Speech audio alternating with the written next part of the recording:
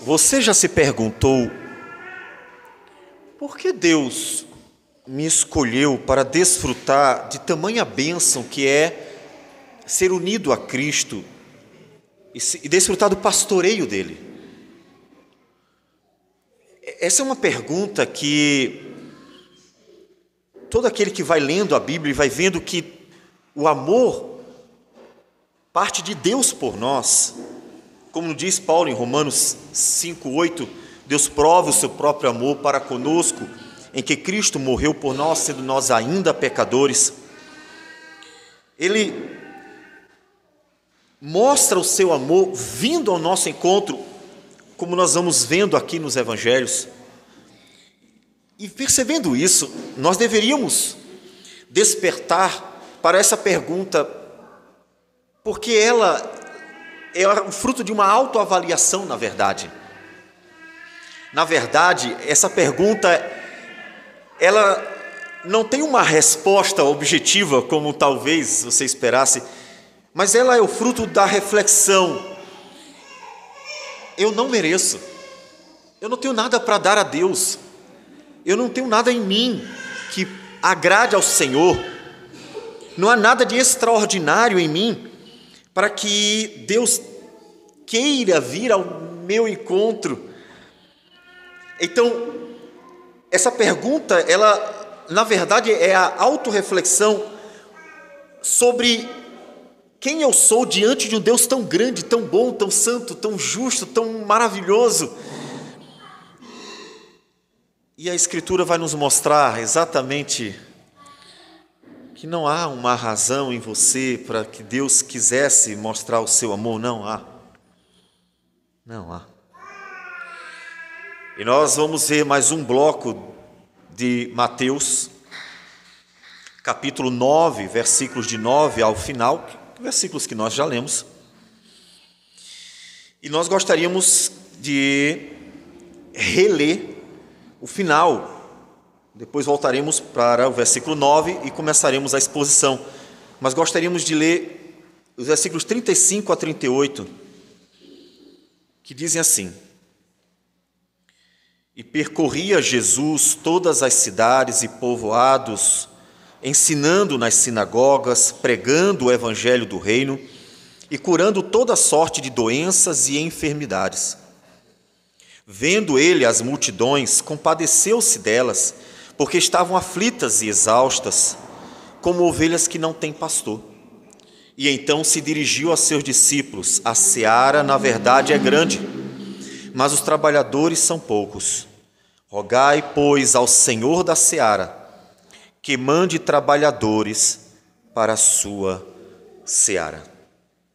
Senhor Deus amado, fala conosco a tua palavra, para que sejamos fortalecidos, edificados, para que sejamos consolados, mas também exortados, e possamos assim ser abençoados para um viver em Cristo e com Cristo, de modo que continuemos perseverando na fé até o último dia. Que o Senhor receba a nossa oração e nos abençoe, ó Deus. É o que nós te pedimos em nome do Senhor Jesus. Amém, Senhor. Amém. O versículo 9, ele começa com um chamado de um publicano, Mateus, chamado também de Levi. Na verdade, o seu nome de judeu é Levi.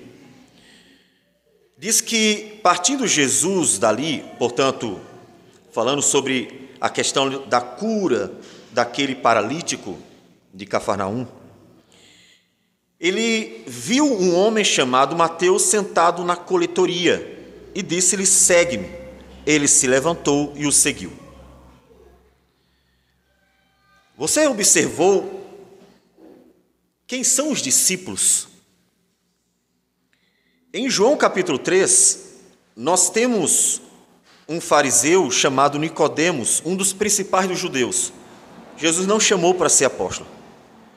Em Mateus 27, nós encontramos um outro personagem, inclusive rico, que também seguia Jesus, provavelmente discretamente, e que o Senhor Jesus também não chamou para ser apóstolo José de Arimateia. E como eles dois, pessoas mais proeminentes, nós temos, por exemplo, esse chefe, que é o Jairo, que tem a sua filha ressurreta. Ela ressuscitou pelo poder de Cristo. E ele era um dos principais ali da sinagoga, era chefe da sinagoga. Ele era um homem também que tinha responsabilidades, mas também não foi chamado para ser apóstolo. Ou seja, Jesus tinha, sim, muitas opções que poderíamos dizer, abre aspas, fecha aspas, interessantes.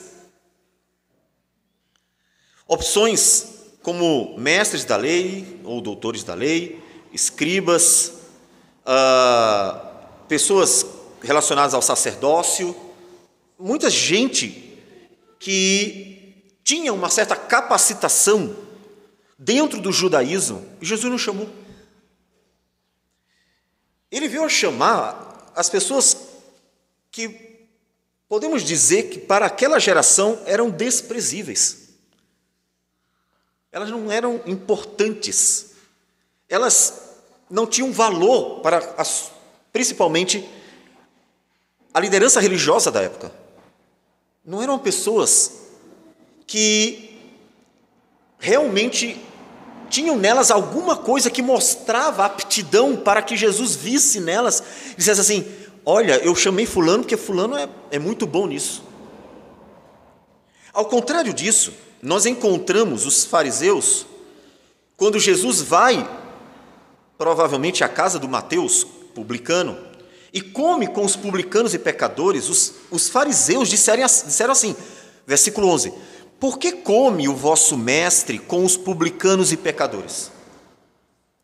Observe que esse foi o olhar da liderança religiosa da época para Mateus, um dos apóstolos, que estava dentro, fazia parte do grupo chamado de publicanos e pecadores. Mas Jesus quis exatamente chamar aquele homem. Por que Jesus fez isso? Observe a diferença de olhar de Deus para o olhar do homem. O homem vê alguma característica que é destacada e por meio dela, ou por causa dela, ele faz suas escolhas.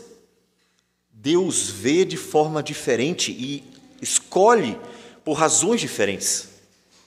Tanto que em 1 Samuel, no capítulo 16, quando o profeta Samuel vai ungir Davi e está ali na casa de Jessé, a primeira pessoa que ele viu foi o filho mais velho. Diz o texto no versículo 6 que sucedeu que entrando eles viu a Eliabe e disse consigo: certamente está perante o Senhor o seu ungido. Porém o Senhor disse a Samuel: não atentes para a sua aparência, nem para a sua altura, porque o rejeitei. Porque o Senhor não vê como vê o homem vê o exterior, porém o Senhor o coração. Ele viu alguma coisa naquele homem. Samuel, de fato, olhou e encontrou características que chamaram a atenção. Tanto que Deus diz: não atentes para a sua aparência nem para a sua altura.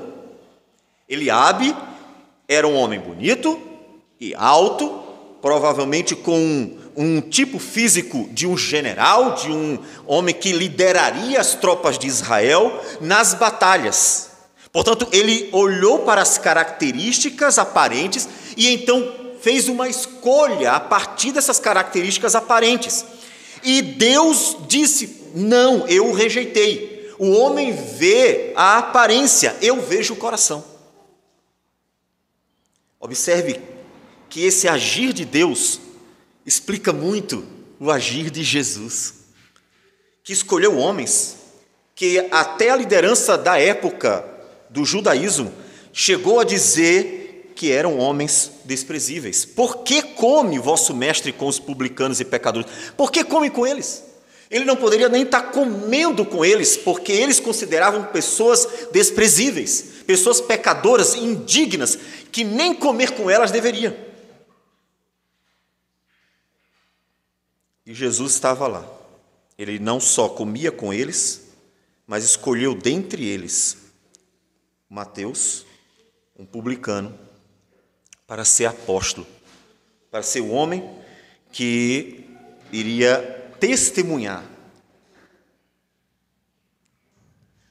a ressurreição de Cristo. Testemunhar tudo o que Jesus estaria fazendo durante os seus 3 anos de ministério. Observe então, a partir desse texto, que nós temos aqui um paralelo antinonímico, ou seja,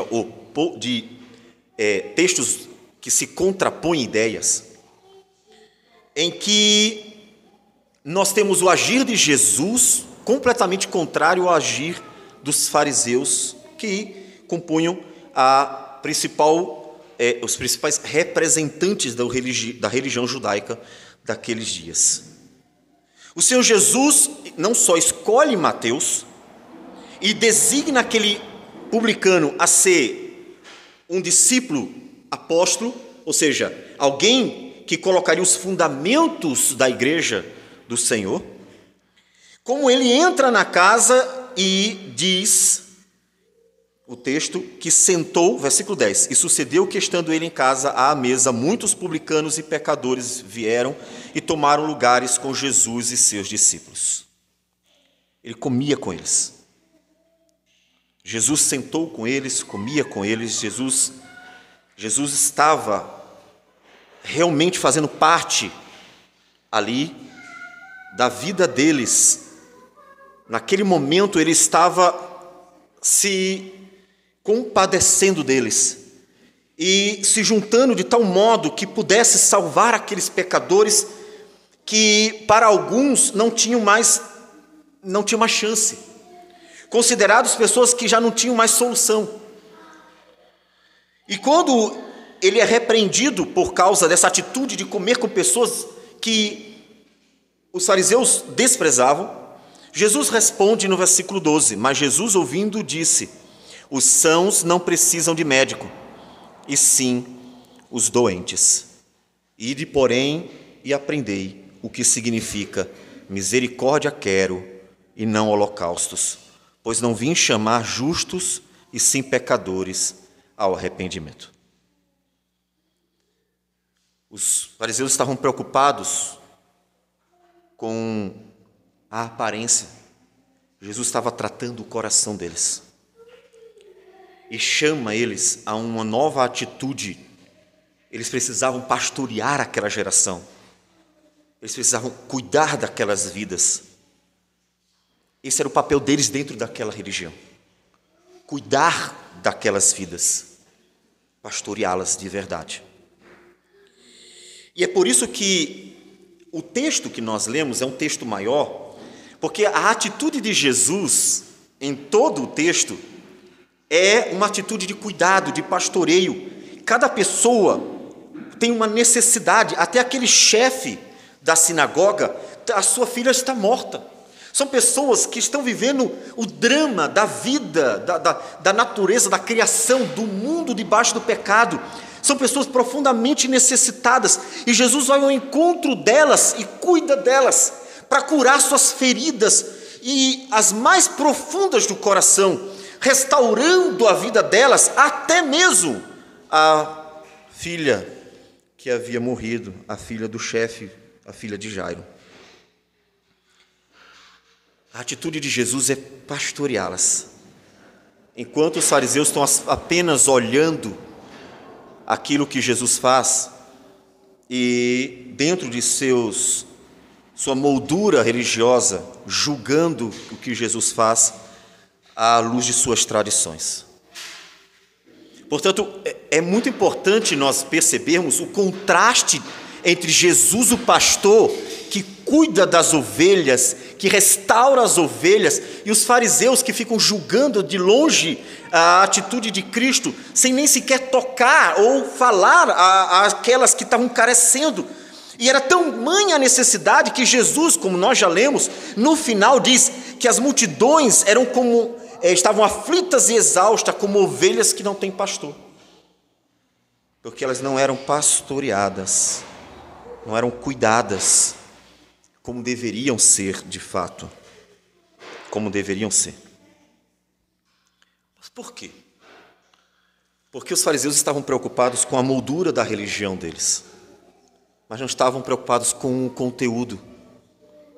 Eles estavam olhando para o que é externo. Por isso Jesus citou o texto em versículo 13, Oséias 6,6, em que ele diz: misericórdia quero e não holocaustos. O que eu quero não são os seus rituais, o que eu quero de vocês é vida. O que Deus quer de vocês não são seus sacrifícios, porque inclusive os seus sacrifícios nada podem diante de Deus, não alcançam o perdão do Senhor em hipótese alguma, porque a obra redentora o próprio Cristo estaria para realizar.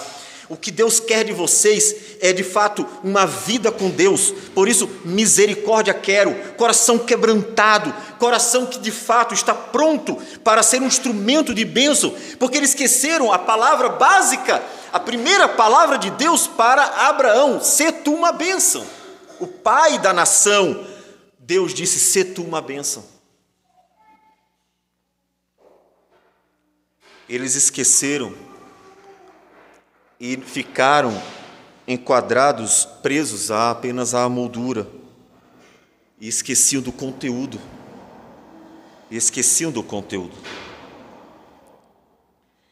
E a gente vai ver isso mais uma vez no versículo 14 ao 17. Ao 17. Quando diz o texto que vieram depois os discípulos de João e lhe perguntaram. De fato, agora não são os discípulos dos fariseus, não são pessoas relacionadas àquele grupo. São discípulos de João. Mas eles se juntam aos fariseus nessa religiosidade de ritos. E diz o seguinte, eles perguntam: por que jejuamos nós e os fariseus, muitas vezes, e teus discípulos não jejuam?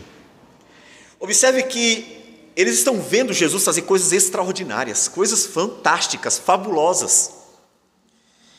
E em vez de glorificarem a Deus por ver algo que nunca aconteceu na história humana, eles olham para um detalhe de um rito, que é a falta do jejum.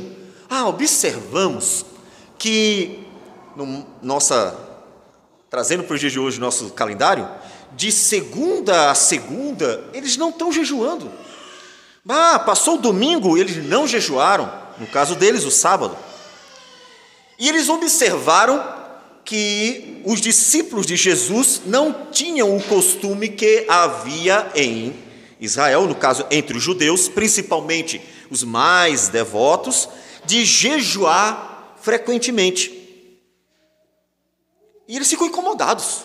Observem, eles não estão incomodados com o extraordinário que está acontecendo.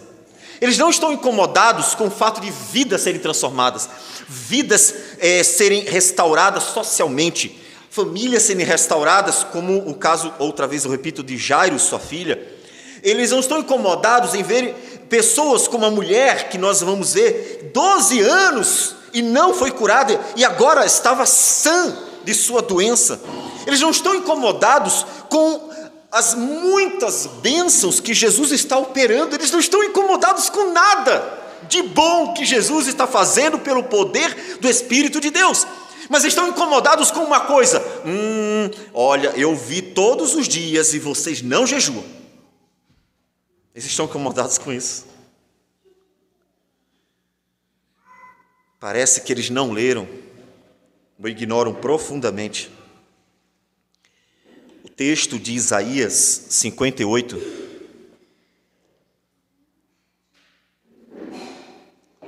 quando os israelitas perguntam para Deus a partir do versículo 3.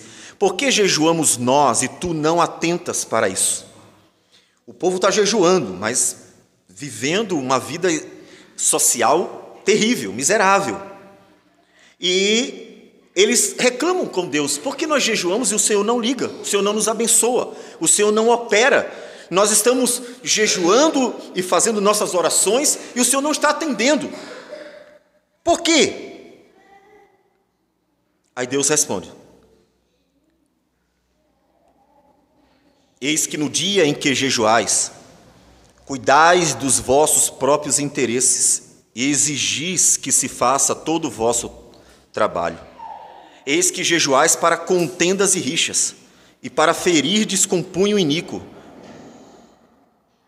Seria este o jejum que escolhi para o homem? Que um dia ele aflige a sua alma, inclina a sua cabeça como junco e estenda debaixo de si pano de saco e cinza? Chamarias tu isto jejum e dia aceitável, Senhor?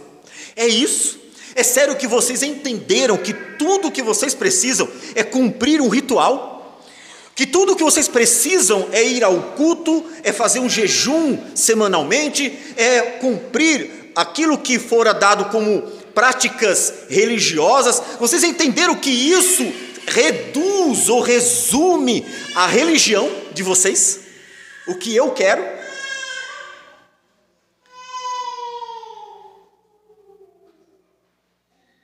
Eles deveriam se perguntar nos dias de Jesus a mesma coisa.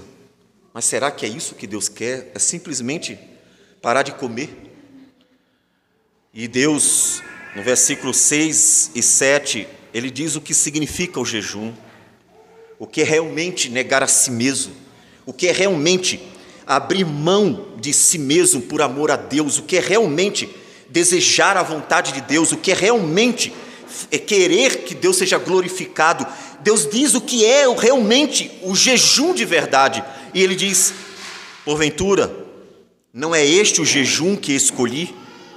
Que soltes as ligaduras da impiedade, desfaças as ataduras da servidão, deixes livres os oprimidos e despedaces todo jugo?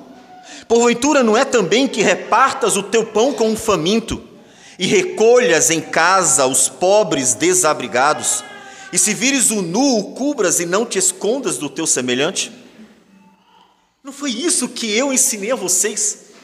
A serem piedosos, amorosos, bondosos, graciosos, a serem justos, íntegros. Percebem? Mas mesmo depois de um capítulo tão fabuloso de Isaías 58, Israel volta às mesmas práticas vazias, pois o coração do povo está vazio. Eles estão preocupados com a moldura, eles estão preocupados com os discípulos de Jesus que não ficam sem comer um dia da semana, mas não estão preocupados com a própria vida. Jesus, o Messias, o Cristo chegou, e eles não conseguem nem ver isso. Observe novamente, eles não conseguem ver a grandeza do momento. Qualquer pessoa que conseguir ler a história humana, não só a Bíblia, mas a Bíblia e qualquer outro livro de história, verá que as narrativas dos evangelhos tornam o momento dos 3 anos de ministério de Jesus um momento singular. Nunca aconteceu isso, nunca. Nunca um homem ressuscitou não sei quantas vidas, curou tantas pessoas, multiplicou pães e peixes, morreu e ressuscitou. Nunca aconteceu tudo isso, nunca. Alguns profetas ressuscitaram os mortos, nós temos no Antigo Testamento. Alguns profetas, como Moisés, teve um mar aberto diante dele, ele foi instrumento para isso. Mas as obras extraordinárias de Cristo nunca aconteceram. Eles não estão vendo isso. Eles estão olhando para detalhes pequenos, enquanto uma grande obra está acontecendo na frente dos olhos deles. E por isso não estavam percebendo. O Messias, o Cristo, havia chegado. Tudo o que estava acontecendo testificava quem era Jesus. Todas as grandes obras, todas as maravilhas testificavam a pessoa de Cristo Jesus. Eles não percebiam. Então Jesus responde no versículo 15 ao 17, dizendo: olha, podem estar tristes os convidados para o casamento enquanto o noivo está com eles? Ou seja, o Messias está aqui, o Filho de Deus está aqui, a visitação do Criador, também o Redentor, esperado por milhares de anos, e vocês não percebem, estão preocupados em jejuar. Esse é um momento de alegria, e as obras que ele vai fazer logo em seguida mostra que era um momento de alegria, porque ele vai ressuscitar a filha de Jairo, ele vai curar a enferma de 12 anos que tinha hemorragia, ele vai curar mais 2 cegos, e ainda no final diz que ele expeliu um demônio mudo e fez várias obras extraordinárias. Vocês querem ficar tristes? Vocês querem jejuar? Quando o Filho de Deus está presente, quando ele está realizando obras extraordinárias, e vocês não estão percebendo isso? Vocês não estão vendo as grandes obras que ele está realizando? Inclusive a pregação da palavra, porque no final, o versículo 35 diz que pregando o evangelho do reino. Então, ele não só realizava os sinais mostravam quem ele era, para que ele pregasse e fosse ouvido, para que eles crescem nele. E o evangelho de João é quem vai nos dar mais sermões, né, ou discursos de Jesus, a palavra de Cristo. Eles não estavam vendo. Olha que coisa interessante, a obra era grande, eles não percebiam o que significava aquilo, mas não jejuar um dia, eles estavam percebendo, porque era parte da tradição religiosa deles. Meus amados irmãos, percebem que é preciso olhar para o Senhor com os olhos que o Espírito de Deus abre. O apóstolo Paulo fala em 2 Coríntios que o véu é tirado, sem o véu, para poder ver claramente o que de fato o Senhor está fazendo, quem é o Senhor. Você tem visto o que Deus fez nesses 2000 anos de história? E mais, você tem visto o que Deus tem feito na sua vida? Você tem visto ou ouvido o que Deus operou e tem sido pregado para você? Você tem percebido a obra do Senhor? Ou está preso a detalhes da vida religiosa de muitos? Deus tem feito uma grande obra. Interessante até que você olhe para a sua vida e aplique isso aqui um pouco na sua vida como cristão. Eu não me refiro à vida humana geral, mas à vida do cristão. Quantas obras extraordinárias Deus tem feito na sua vida? Se você é um cristão de fato, você terá o testemunho disso. Quantas coisas extraordinárias, desde o ser capaz de entender o Evangelho e querer o Evangelho, a todo o restante. Todavia, na sua vida também haverá detalhes que você pode não se agradar. Então, observe que a obra do Senhor ela é muito extraordinária. Olhe para ela. Olhe para a grande obra de Deus e coloque o foco nela. Isso ajudará você diante dos detalhes de uma vida de lutas, que Jesus disse: no mundo tereis aflições, mas tenham bom ânimo, eu venci o mundo. Então a vida é marcada por lutas, angústias e dificuldades, mas olhe para a grande obra do Senhor, isso animará o seu coração, isso fortalecerá o seu coração, porque a despeito das dificuldades, o que Deus fez, está fazendo e há de fazer é muito maior, é infinitamente maior, como diz o apóstolo João, porque aquele que está conosco é maior do que o que está no mundo. Então, o Senhor Jesus, como nós falamos, segue fazendo alguns sinais e maravilhas. Mas não são só sinais e maravilhas, são um cuidado. A partir do versículo 18, vai até o versículo 34, quando Jesus vai libertar um endemoniado mudo. Jesus se relaciona com pessoas bem diferentes. A primeira delas, que apesar de não ter sido feita a cura no momento, diz o texto que enquanto estas coisas lhes dizia, eis que um chefe, aproximando-se, o adorou e disse: minha filha faleceu agora mesmo, mas vem, impõe a mão sobre ela e viverá. A cura só vai acontecer depois, porque ele tem um trajeto. A cura vai acontecer no versículo 23 a 26, que na verdade é a ressurreição dela. Quando diz o texto que, tendo Jesus chegado à casa do chefe e vendo os tocadores de flauta e o povo em alvoroço, disse: retirai-vos, porque não está morta a menina, mas dorme. E riam-se dele. Mas afastado o povo, entrou Jesus, tomou a menina pela mão e ela se levantou. E a fama deste acontecimento correu por toda aquela terra. Essas pessoas vão ser acolhidas por Cristo. Desde os publicanos e pecadores que os fariseus desprezavam de tal modo que não comiam com eles, todas estas pessoas vão ser acolhidas por Jesus. Jesus vai acolhê-las, porque elas são como a multidão aflita e exausta, como ovelhas que não têm pastor, como ele diz no versículo 36. Portanto, ali está o pastor.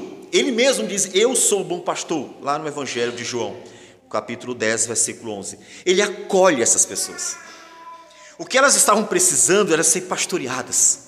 Elas precisavam de alguém que as ajudasse em suas lutas, em suas angústias, em suas dificuldades, em suas doenças. Elas precisavam de alguém que se importasse com elas, que as amasse. E observe que Jesus faz tudo isso. Nos lembra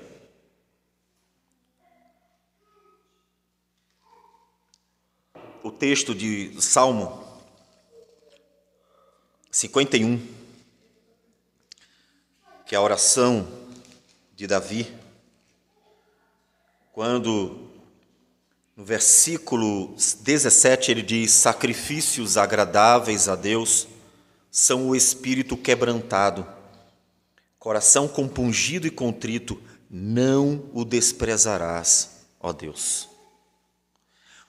Os discípulos de João e os fariseus estavam preocupados com o jejum. Davi havia dito: Deus não despreza corações quebrantados. E ele encontra no chefe da sinagoga um coração quebrantado, que creu de fato. Ele diz: minha filha faleceu agora mesmo, mas vem e impõe a mão sobre ela e viverá. Ele creu que Cristo era poderoso para ressuscitar a sua filha. O coração dele estava quebrantado, porque vocês imaginem como aquele homem, ele chegou diante de Cristo. Ele não chegou naturalmente, apenas pedindo a Jesus: Jesus, aconteceu um problema lá em casa, minha filha morreu agora, é uma pena, né? Mas eu sei que o Senhor pode ressuscitar, tem como o Senhor ir lá comigo? Ele não chegou assim. Aquele homem deve ter chegado em prantos, aquele homem deve ter chegado com um coração profundamente quebrantado. A sua filha estava morta, uma menina. Aquele homem estava arrasado, e o Senhor diz por boca do rei Davi que coração quebrantado Deus não despreza. Jesus não desprezou o coração daquele homem que precisava de um pastor que até então ele parece não ter tido, porque era como uma multidão aflita e exausta, como ovelhas que não têm pastor.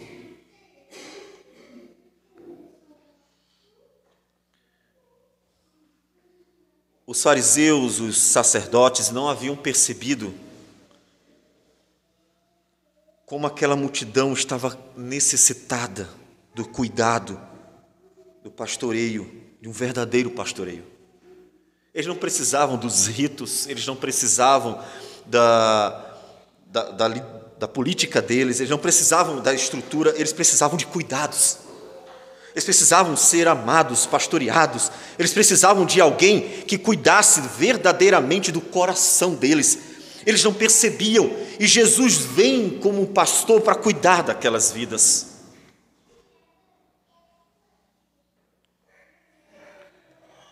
Observem a diferença de ordem de valores dos fariseus, e até aqui colocando os discípulos de João, e a ordem de valores em Jesus. Para os fariseus e discípulos de Jesus, de João, os rituais são mais importantes. Os seus discípulos não estão jejuando, castigo neles. O ritual era mais importante. Para Jesus, as vidas eram mais importantes. Ele veio salvar vidas. Ele veio cuidar delas. Um estava preocupado com a estrutura, com a aparência.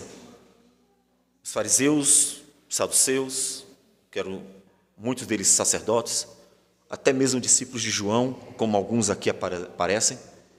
Jesus veio salvar vidas, dar a sua vida pelos pecadores.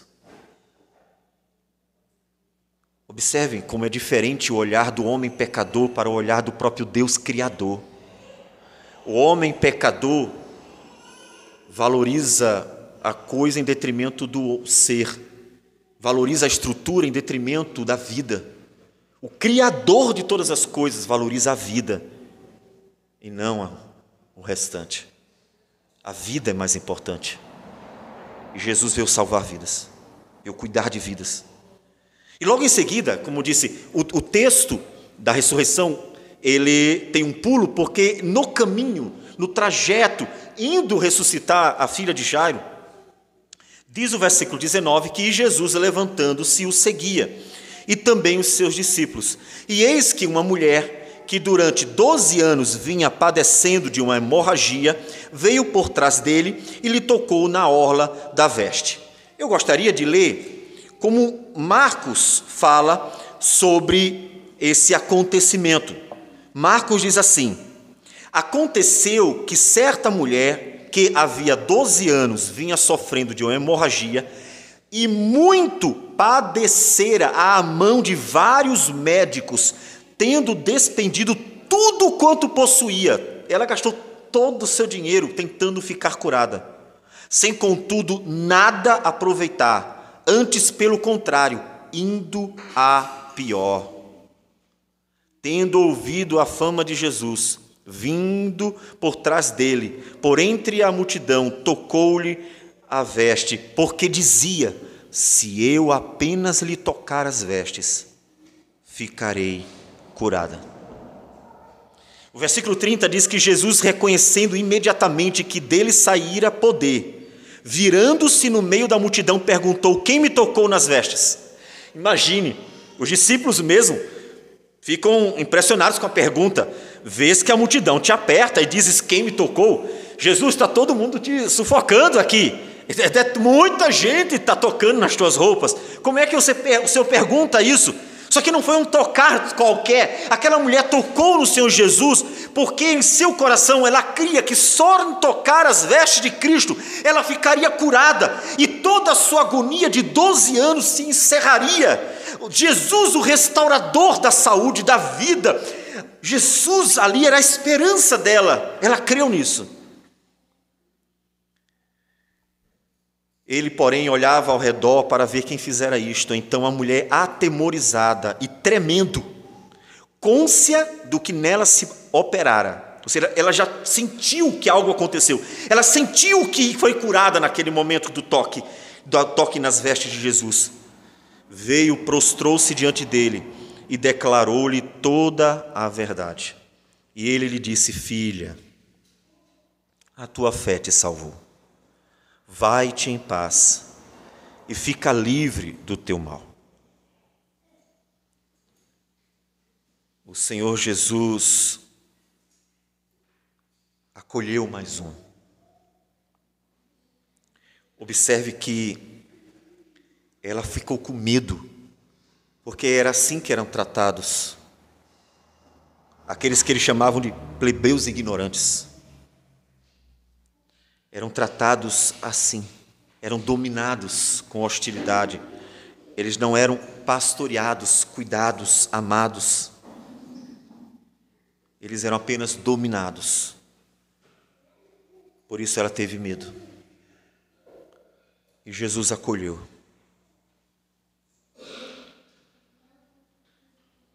Jesus acolhe aqueles pecadores para lhes dar vida. vida em abundância, vida eterna, esperança. Mas o texto continua, e é mais, depois de ter ressuscitado a filha de Jairo, mais cura vai acontecer. O texto diz que partindo Jesus dali, versículo 27 de Mateus 9, seguiram-no 2 cegos clamando: tem compaixão de nós, filho de Davi. Observe a situação de cada personagem, como eles estão numa miséria, como eles estão carentes, como eles estão precisando de socorro, de auxílio, como eles estão precisando de ajuda. Eles estão clamando por isso. Eles pedem compaixão. Aqueles homens não têm nada para dar a Cristo. Nenhum deles chega para o Senhor tentando negociar, porque eles sabem que não tem nada, eles estão quebrantados, eles estão arrasados, eles precisam da graça e da misericórdia de Cristo Jesus, é tudo o que eles precisam.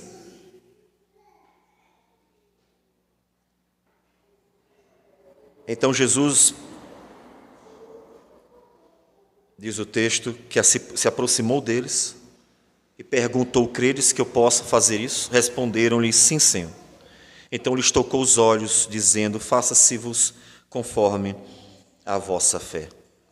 E abriram-se-lhes os olhos. Jesus, porém, os advertiu, como sempre fazia, para não sair divulgando, mas não tinha jeito. Eles estavam felizes demais para dar atenção a essa ordem de Cristo: não divulguem, não divulguem. Porque pela primeira vez eles foram de tal modo acolhidos, apacentados uma das suas mais profundas necessidades. Eles estavam felizes demais para observar o que Jesus disse. Então vem a última cura, e aí vem o paralelo. Observe, o texto inteiro vai mostrando o que Jesus está fazendo. No início mostra a atitude dos fariseus, a atitude dos discípulos de João, vai mostrar tudo o que Jesus faz, e no final ele vai mostrar outra vez a atitude dos fariseus. Portanto, observe que é proposital fazer com que a gente veja o paralelo entre como estava a religião da época por meio de seus líderes e como Jesus vem contrapondo tudo aquilo. É proposital. E diz o texto, versículo 32, ao retirarem-se eles, foi-lhe trazido um mudo endemoniado, e expelido o demônio, falou o mudo, e as multidões se admiravam, dizendo: jamais se viu tal coisa em Israel. Todo mundo fica feliz em ver essa maravilha. Eles agora tinham um verdadeiro pastor que estava cuidando da vida deles. Como eu disse, não pense que Jesus veio só curar. Jesus estava pregando a palavra o tempo inteiro. É porque o texto de Mateus, Marcos e Lucas, eles focam nas evidências de quem é Cristo e de qual obra ele veio fazer. Então, o foco desses 3 evangelhos são as evidências de quem é Cristo e do que ele veio fazer. Há pregação, mas é pouca pregação, porque o foco está nesse testemunho, nessas evidências. Já o evangelho de João não faz isso. Ele foca na palavra, ele foca nas pregações de Cristo, ainda que também junte aos sinais que corroboram com a mensagem que vem da parte de Deus. Mas os fariseus não ficam felizes. Como é que pode? Me responda. Como é que uma pessoa, vendo muitas vidas sendo transformadas, vidas sendo curadas, vidas sendo restauradas, vidas sendo impactadas das formas mais variadas, vendo a alegria no coração do povo que está sendo abençoado milagrosamente. Portanto, é evidente que Deus está manifestando o seu poder, porque ninguém pode fazer tamanhos sinais se Deus não estiver com ele. Foi exatamente isso que Nicodemos disse a Jesus quando se achegou a ele. João 3, versículo 2. Ele viu que tem que ser de Deus, porque não tem outra forma de acontecer essas maravilhas. Mas como é que esses homens, vendo as maravilhas, vendo as pessoas sendo abençoadas, simplesmente tecem tal comentário? Versículo 34. Mas os fariseus murmuravam, ou seja, reclamando. Pelo maioral dos demônios é que expele os demônios. Ou seja, ele deve estar endemoniado também e está expelindo os demônios pelo demônio dele lá. Primeiro comentário do versículo 11 deles, é uma pergunta, na verdade, mas maldosa, né? Por que come o vosso mestre com os publicanos e pecadores? Por que Jesus se junta com essa gentalha? Em outras palavras, por que Jesus se junta com essa gentalha? E depois, no final de tudo que Jesus fez, deve estar endemoniado também. Como é que esses homens não podem ficar felizes e não conseguem perceber a obra de Deus, não conseguem ver que algo extraordinário está acontecendo? Como pode? Então percebam o paralelo. Deus realizando grande obra no meio do povo. Um povo que precisava ser pastoreado de verdade. Pastoreado de verdade. Esse é um grande consolo para a sua vida. Deus está mais preocupado com ela. Talvez você esteja mais preocupado com o dinheiro. Talvez você esteja mais preocupado com o carro, com casa, com seus bens, seu celular. Talvez você esteja mais preocupado com as coisas. Talvez. Deus está preocupado com a sua vida. É muito comum que nós nos preocupemos com o que precisamos materialmente, o pão de cada dia, por exemplo. Deus está preocupado com a tua vida. E isso é um consolo, meu amado. Isso é consolo. Por que é consolo? Porque significa que o que realmente importa é isso que Deus se preocupa. E isso é um consolo muito grande para você. Significa que Deus não vai desprezar suas profundas necessidades do coração, suas profundas necessidades da alma. Deus não vai desprezar quem você é e o que você precisa de verdade. Inclusive a santificação, que é uma profunda necessidade do pecador, é claro. Deus sabe o que você precisa. Então se sinta confortado, porque Ele é um pastor perfeito.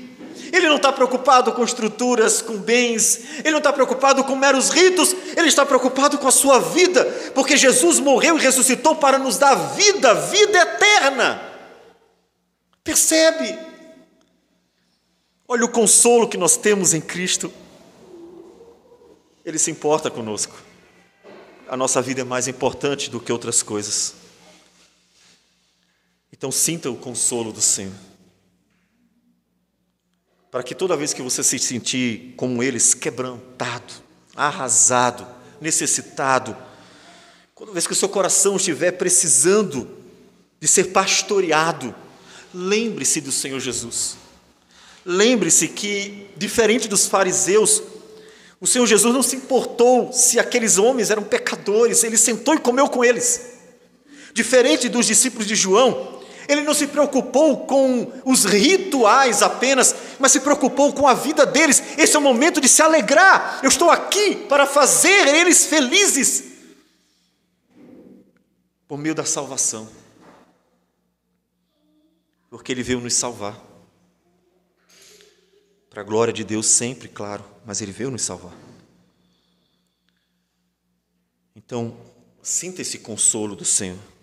Ele se importa de fato. Eu sei que você pode me dizer, e é verdade, que Deus não precisa da gente, não temos nada para dar a Deus, não tem nem por que Deus querer se importar com a gente, mas é verdade, é real.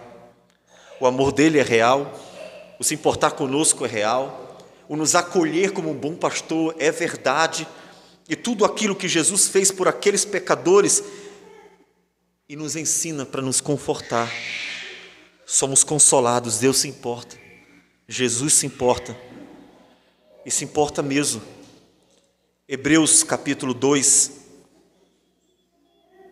versículo 18 diz assim: pois naquilo que Ele mesmo sofreu, Jesus, ou seja, naquilo que Jesus mesmo sofreu, tendo sido tentado, é poderoso para socorrer os que são tentados. Ele se importa. Ele sofreu, inclusive, as tentações, não pecou, mas sofreu as tentações, e Ele é poderoso para socorrer os que são tentados. Portanto, Ele é o socorro bem presente na angústia e tribulação. E esses homens, esses pecadores, essas mulheres, essas pessoas sentiram o cuidado gracioso do Senhor. Então você aprenda uma outra questão. Além de sentir o consolo de Deus, porque Ele se importa com aqueles que Ele ama, aprenda algo: a vida é mais importante. Aprenda isso, a vida é mais importante. É muito comum nós trocarmos a ordem de valores. É muito comum que pessoas simplesmente se percam por causa dos bens. O mundo corre nesse fluxo. Mas lembre-se, a vida vale mais. Para que a gente imite Deus, a vida é mais importante. Então aprenda, para que você também possa ajudar, porque há muitas vidas que precisam. E aí observe agora essa aplicação ao texto final. Diz o texto que percorria, versículo 35, e percorria Jesus todas as cidades e povoados, ensinando nas sinagogas, pregando o evangelho do reino e curando toda sorte de doenças e enfermidades. Vendo ele as multidões, compadeceu-se delas, porque estavam aflitas e exaustas, como ovelhas que não têm pastor. E então se dirigiu a seus discípulos: a seara, na verdade, é grande, mas os trabalhadores são poucos. Rogai, pois, ao Senhor da seara que mande trabalhadores para a sua seara. Observe que, então, ainda que ele seja o supremo pastor, ainda que ele seja o bom pastor que dá a vida pelas suas ovelhas, ele é, e todos nós somos acolhidos por ele. Ele diz que o cuidado para com essas ovelhas é um cuidado que Deus também entrega na mão de outros dentre o seu povo. Portanto, ele diz assim: eu quero que vocês peçam ajuda. Senhor, manda mais pastores para essas ovelhas.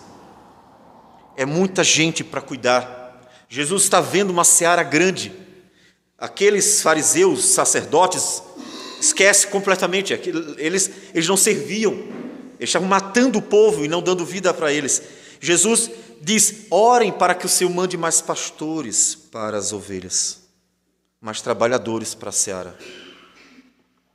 Então, ore para que Deus, de fato, sempre nos dê a cada geração aqueles que vão cuidar de fato das ovelhas, vão se importar com elas, vão se esforçar por elas, vão ensinar a palavra com fidelidade, mesmo que não façam suas curas e sinais maravilhosos que Jesus fez, mas eles vão cuidar delas. Em Cristo Jesus eles vão cuidar delas.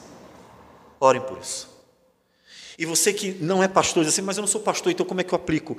Então, além de orar para que Deus mande quem faça isso em todas as gerações, ou seja, que sempre haja pastores cuidando verdadeiramente de suas ovelhas, se importando com elas, com as ovelhas do Senhor, você pode ser um instrumento de bênção, porque quando chegamos no Novo Testamento, nas cartas, o apóstolo Paulo, por exemplo, em Efésios, ele diz para que a igreja seja edificada, Coríntios também, edificada, Tessalonicenses também, edificada, e todos eles com o auxílio de todos. Portanto, mesmo que Deus chame pastores para cuidar das ovelhas, Ele dá à igreja uma responsabilidade pastoral. Vocês precisam se cuidar, se edificar, se fortalecer, se abençoar. Observe que existe um cuidado pastoral comum, ainda que algumas pessoas específicas tenham essa responsabilidade, mas existe um certo papel comum, porque a Escritura várias vezes diz: confortai-vos mutuamente, edificai-vos mutuamente, exortai-vos mutuamente. Portanto, existe um pastoreio comum. E há muitas vidas precisando.